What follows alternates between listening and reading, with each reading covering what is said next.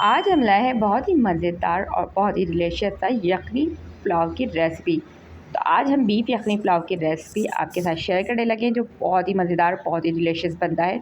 हर दाना खिला खिला और फ्लेवरफुल होता है।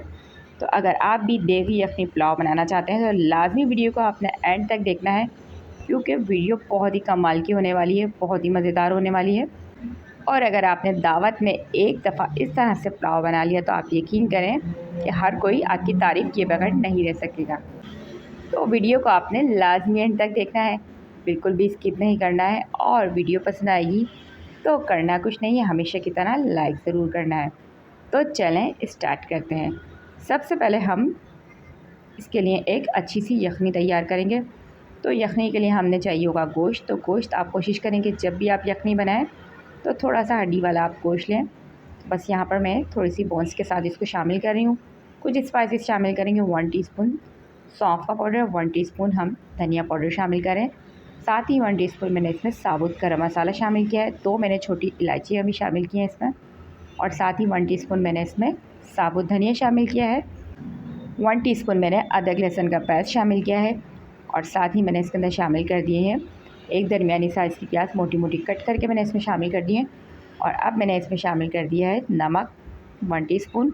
और अब मैं इसमें शामिल कर दूँगी 4 गिलास के करीब पानी। तो बस आप अपने गोश्त के हिसाब से पानी कम ज़्यादा कर सकते हैं। तो हमने इतना इसमें पानी शामिल करना है कि यखनी इसके अंदर बाकी रह जाए। तो 2 गिलास के करीब यखनी मेरी इसके अंदर बाकी रह गई थी। और आप देख सकते हैं कितनी ज़बरदस्ती परफेक्टली हमारी जो है ये यखनी तैयार हो चुकी है। और यहाँ दूसरी तरफ मैंने पैन में ऑयल को अच्छे से गर्म कर लिया था। 1 कप के करीब मैंने ऑयल लिया था और बड़े साइज़ की एक मैंने प्याज ली थी बारीक कट करके।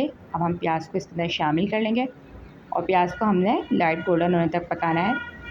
बहुत ज़्यादा हमने इसको नहीं पकाना है, क्योंकि बाज़ लोग बहुत ज़्यादा डार्क ब्राउन प्याज कर देते हैं, तो जिससे हमारा जो पुलाव है उसका कलर भी बहुत काला काला सा हो जाता है। आपने इस बात का लाजमी ध्यान रखना है कि जब भी आप पुलाव बनाएं तो आप उसके अंदर प्याज को हमेशा गोल्डन कलर का रहने दें, ताकि उससे आपका पुलाव जो है उसका कलर भी बहुत प्यारा सा है।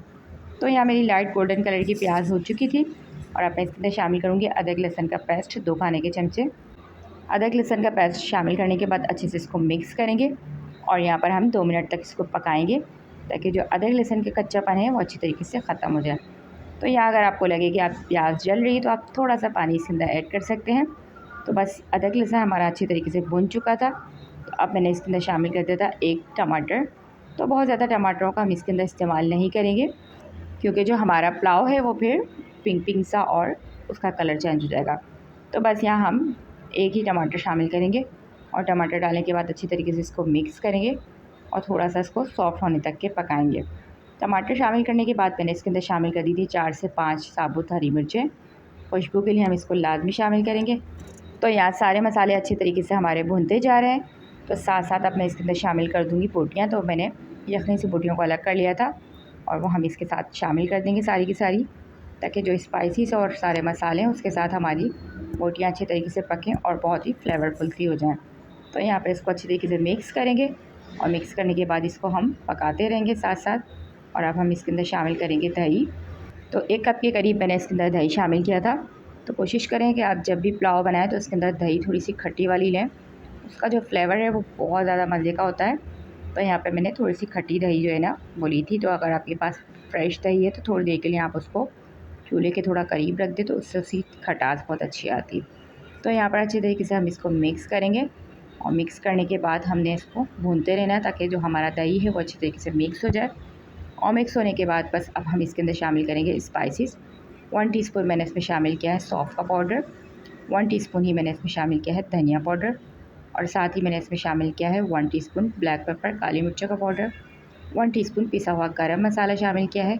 और यहाँ साथ साथ हरी मिर्चों को लेके मैंने बारीक पीस लिया था और मैंने शामिल किया है। तो अगर आपको स्पाइसेस कम ज़्यादा पसंद है तो आप अपने हिसाब से इसको देख सकते हैं। तो इसमें पिसी हुई हरी मिर्चों का बहुत मज़े का फ्लेवर आता है, तो ये आप लाजमी शामिल करें। हरा धनिया पुदीना फ्रेश हम इसके अंदर शामिल करेंगे, बहुत अच्छी खुशबू आती है इसकी। तो बस यहाँ सारे के सारे हमारे जो मसाले हैं वो भुन चुके थे और साथ साथ हमने इसको 1 से 2 मिनट के लिए मज़ीद पकाना है, ताकि जो सारे स्पाइसेस का टेस्ट है वो अच्छी तरीके से हमारी बीफ के अंदर भी आ जाए। तो बस यहाँ पर सारे मसाले अच्छी तरीके से भुन चुके थे, ऑयल भी इसका सेपरेट होने लगा था। तो आप देख सकते हैं कितना ज़बरदस्त हमारा मसाला भुन चुका था। तो मैंने इसमें यखनी शामिल कर दिए। तो सारी की सारी यखनी आप शामिल कर देंगे छान के, और बाकी जो नीचे हमारे मसाले उनको हम ज़ाया कर देंगे जो हम यखनी में हमने शामिल किए थे। और यहाँ पर हमने यखनी सारी की सारी शामिल करने के बाद अच्छी तरीके से मिक्स करना है। और मिक्स करने के बाद मैं इसके अंदर शामिल कर रही हूँ केवड़ा एसेंस के 2 से 3 ड्रॉप्स शामिल करेंगे। बहुत ज़्यादा हमने इसमें शामिल नहीं करना, बस 2 से 3 ड्रॉप्स शामिल करने हैं। और अच्छे तरीके से इसको मिक्स करने के बाद इसमें हम शामिल कर देंगे चावल। तो यहाँ पर चावल मैंने पहले से भिगो लिया था। तो आप कोई भी चावल, सेला चावल या बासमती चावल जो भी आप है अपने हिसाब से इसको भिगो लीजिएगा। और यहाँ से इसको मिक्स करने के बाद हमने अच्छी तरीके से पहले मिक्स करना और चेक करना है कि अगर हमारी यखनी कम हो तो हम इसमें थोड़ा सा पानी ऐड कर सकते हैं। अगर यहाँ आपकी यखनी बहुत ज़्यादा हो तो पहले आप उस यखनी को थोड़ा सा तेज़ आंच पे पकाएं ताकि आपकी चावल खिले खिले पके। तो बस यहाँ इसको मैंने ढक कर रख दिया था और यहाँ पर थोड़ा थोड़ा सा पानी इसके अंदर शामिल था। और आप देख सकते हैं कि चावल हमें हमारी 1 से 2 कढ़ाई भी बाकी थी। तो बस अब हम इसको लगाएंगे दम पर। तो बिल्कुल स्लो फ्लेम पर आप इसको दम पर लगा सकते हैं या फिर कोई आप तवा रख कर भी इसको दम पर लगा सकते हैं। थोड़ा सा मैं फूड कलर शामिल करूँगी, ये ऑप्शनल है क्योंकि फूड कलर मुझे पसंद है। अगर आपको नहीं पसंद तो आप इसको स्किप कर सकते हैं। थोड़ी सी फ्राई प्याज हम इसके ऊपर से शामिल करेंगे और साथ ही हम लास्ट में इसमें शामिल करेंगे जायफल जावित्री का पाउडर। बस हमने थोड़ा सा शामिल करना है इसको, हाफ़ टी स्पून के करीब खुशबू के लिए। और बस शामिल करने के बाद इसको हम ढक देंगे और दम पे लगा देंगे। तो यहाँ 5 से 7 मिनट के लिए मैंने इसको दम पर लगाया था, बिल्कुल स्लो फ्लेम पर। और यहाँ पर हमारा मज़ेदार सा खिला खिला सा यखनी पुलाव बन के तैयार हो चुका था। बहुत ही शानदार इसकी खुशबू आ रही थी। अच्छी तरीके से इसको मिक्स करेंगे। तो बस आप ये देख सकते हैं कि कितना ज़बरदस्त सा खिला खिला सा हमारा चावल बना था। बहुत ही ज़बरदस्त दाना खिला खिला होना चाहिए पुलाव का, तभी पुलाव का मज़ेदार सा फ्लेवर आता है। तो बस ये आप देख सकते हैं खुशबू बेहतरीन सी और बनाने में बहुत ही आसान, बहुत ही कमाल का ये बनता है। तो अच्छी तरीके से हम ऊपर नीचे इसको मिक्स करेंगे ताकि जो हमने जायफल जावित्री का इसमें लास्ट में पाउडर डाला था वो अच्छी तरीके से मिक्स हो जाए। तो यह मिक्स करने के बाद अब हम इसको सर्व करेंगे। तो आप देख सकते हैं इसका ज़बरदस्त सी लुक और इसका फाइनल लुक कितना प्यारा ज़बरदस्त लग रहा था, बहुत ही मज़ेदार लग रहा था। तो बस आप इसको सर्व करें रायते के साथ, सलाद के साथ, चटनी के साथ, आप जिस चीज़ के साथ चाहें इसको सर्व करें। बहुत ही ज़बरदस्त बनता है। और अगर आपने इसको एक दफ़ा इस तरह से बना लिया तो आप यकीन करें कि आप इसी तरीके से हमेशा से बनाएंगे। बहुत ही कम स्पाइसी से बहुत ही मज़े का बनता है और बहुत ही ज़बरदस्त सा हमारा ये पुलाव बन के रेडी हो चुका था। तो इसको लाजमी ट्राई करें।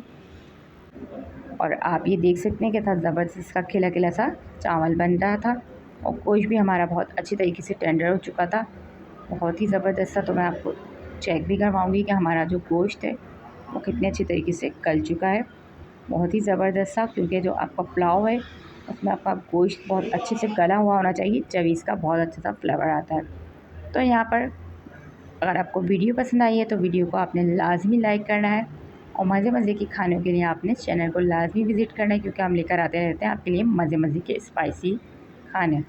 तो इंशाल्लाह मिलती हूँ आपसे एक और मज़ेदार सी रेसिपी के साथ। तो जब तक के लिए अल्लाह निगहबान।